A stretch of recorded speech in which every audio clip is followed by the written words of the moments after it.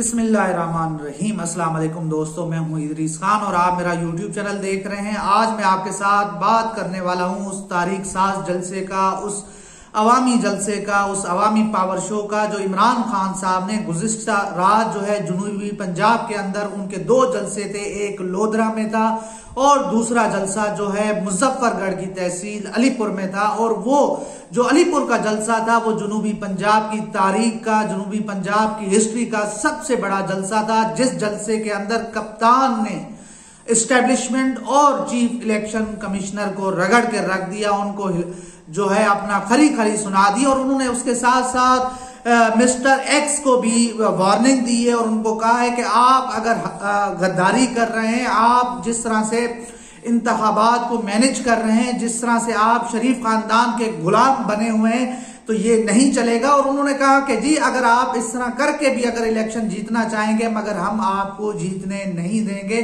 और कप्तान ने कहा है कि जी 17 जुलाई जिहाद का दिन होगा और वाकई ये जिहाद का दिन है कि इस दिन उस करप्ट अशराफिया के खिलाफ, उन चोरों लुटेरों के खिलाफ आजादी का दिन होगा, निजात का दिन होगा कि पंजाब को इन करप्ट अशराफिया से, इन करप्ट लुटेरों से, इन करप्ट जो है लीडरों से हमें छुड़ाना है।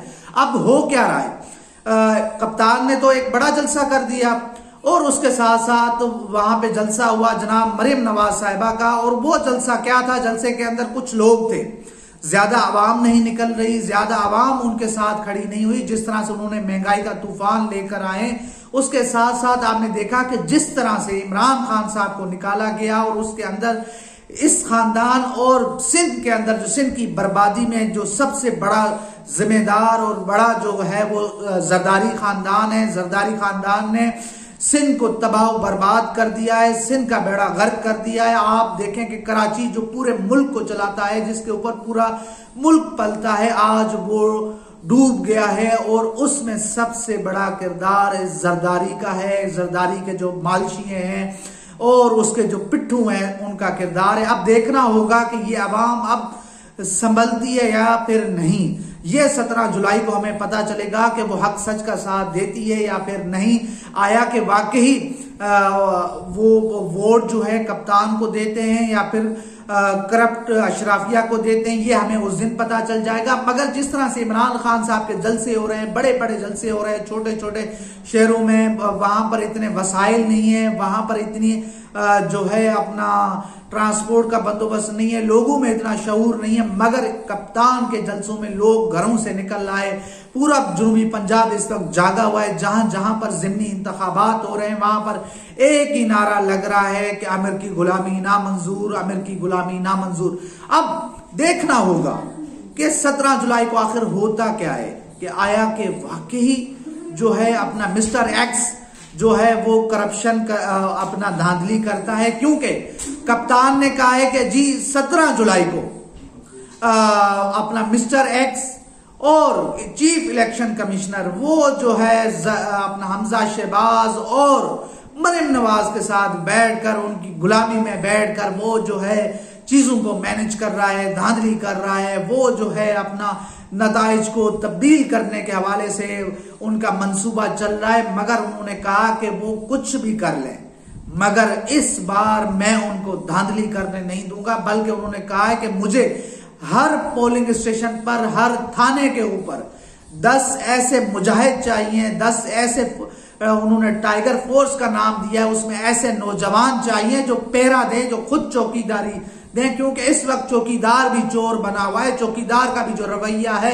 वो भी मुनासिब नहीं है। तो इस वक्त अब जो है टाइगर फोर्स के ऊपर सारी जिम्मेदारी आ गई है कि जिन जिन हल्कों में जहां जहां पर इलेक्शंस हो रहे हैं वहां पर जो है इस वक्त सबसे बड़ी जिम्मेदारी तहरीक इंसाफ के उन अपना वॉलंटियर्स की है जो अपना जो उसमें पहरा देंगे, चौकीदारी देंगे और अपने वोट की हिफाजत करेंगे। और धांधली करने से इन कुव्वतों को, इन अपना इदारों को रोकेंगे। अब कप्तान ने तो जो है अपना एक तरह से पूरी गेम कर दी है, दमादम मस्त कलंदर कर दिया।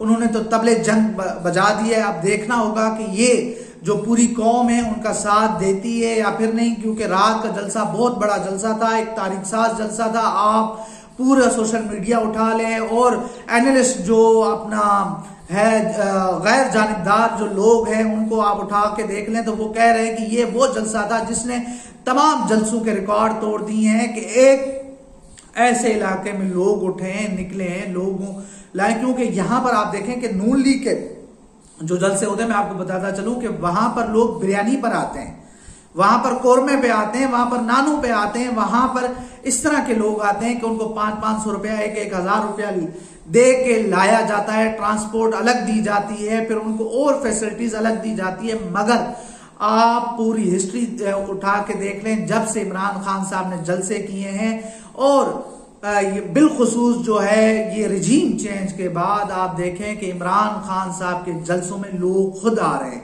लोग फैमिलीज के साथ आ रहे हैं, लोग जोक दर जोक जो है जलसों में जो शिरकत कर रहे हैं। तो अब ये अब फैसला कुन मार्का जो है बिल्कुल करीब है, अब आखिरी लड़ाई जो है वो लड़ने के करीब है और ये वो लड़ाई है जो फैसला करेगी कि अगले 5 सालों में किसकी हुकूमत होगी, कौन वजीर आजम होगा, कौन पंजाब का वजीर आला होगा। और बाकी यहां पर अगर तब्दीली आ जाती है, यहां पर अगर इनकलाब आ जाता है तो उसके बाद आप ये देखेंगे कि यही तब्दीली, ये इनकलाब बाकी सूबों में भी शिफ्ट होगा, बाकी सूबों के अवाम भी बाकी माफियाज से तंग आ चुके हैं। मैं सिंध के अंदर इस वक्त बैठा हुआ हूं तो सिंध के लोग इस वक्त जो है बहुत ज्यादा जो है, यहाँ पर कोई वसाइल नहीं है, यहाँ पे शरीफ खानदान जरदारी खानदान ने यहाँ पर बिल्कुल बेड़ा गर्क कर दिया है, कोई शहर उन्होंने नहीं छोड़ा, कोई कस्बा उन्होंने नहीं छोड़ा।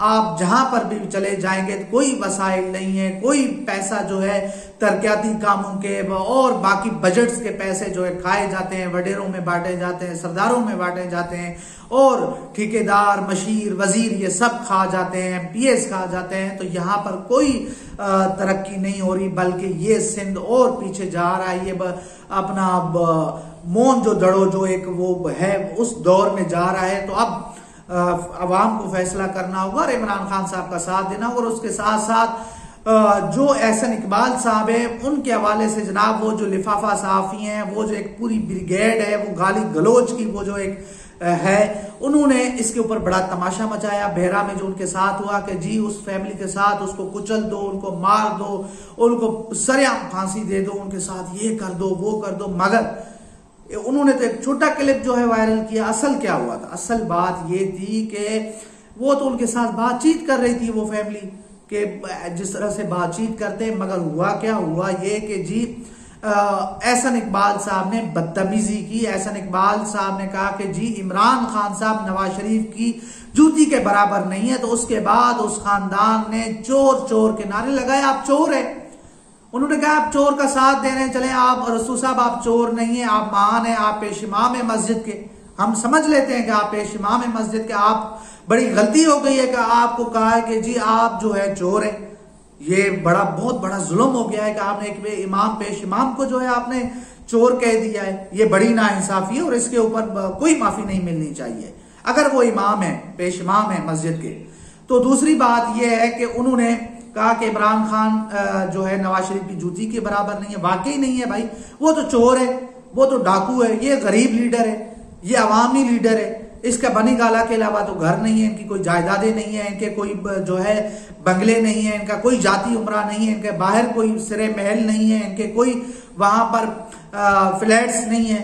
इसका तो सब कुछ है पाकिस्तान के अंदर। हो सकता है कि बाकी लीडर्स हो सकते हैं इमरान खान से ज्यादा अमीर हो। इमरान खान ने कोई करप्शन नहीं किया, आपने एड़ी तेड़ी जो है आपने इतना जोर लगा दिया आपने, मगर इमरान खान का कोई एक केस नहीं निकाल सके। तो अब पेश इमाम जो मस्जिद के पेश इमाम है जनाब एहसन इकबाल साहब, उनको अब जो है इस तरह की डटाई और बेशर्मी जो उन्होंने दिखाई कि उस खानदान के ऊपर उन्होंने एजेंसीज का जो है इमरान खान साहब ने कहा कि उनका जो है दबाव डलवाया, उनकी तरफ से बहुत शदीद दबाव आया। उसके बाद उन्होंने जाके माफी मांगी और उसके बाद ये सारे मामलात हुए। मगर बात यह है कि अवाम जान चुकी है, आप जितनी माफियां मंगवाए, बयानात को तरदीद करवाए, कुछ भी करवाए, मगर अवाम जान चुकी है कि आप करप्ट हैं, आप करप्ट हैं और करप्ट रहेंगे और आपको अवाम करप्ट कहती रहेगी। और अब देखना होगा कि इमरान खान साहब 17 जुलाई के बाद जो है इलेक्शन जीतते हैं या फिर उनको हरवा दिया जाता है, क्योंकि लोग ये कह रहे हैं कि ये साफ शफाफ इलेक्शन नहीं होंगे। अब ये इदारों के ऊपर ज्यादा जिम्मेदारी हो गई है कि अवाम का रिएक्शन वो जो है वो कबूल नहीं कर पाएंगे। शायद अवाम अगर सड़कों पर निकल आई तो फिर वो बच नहीं पाएंगे।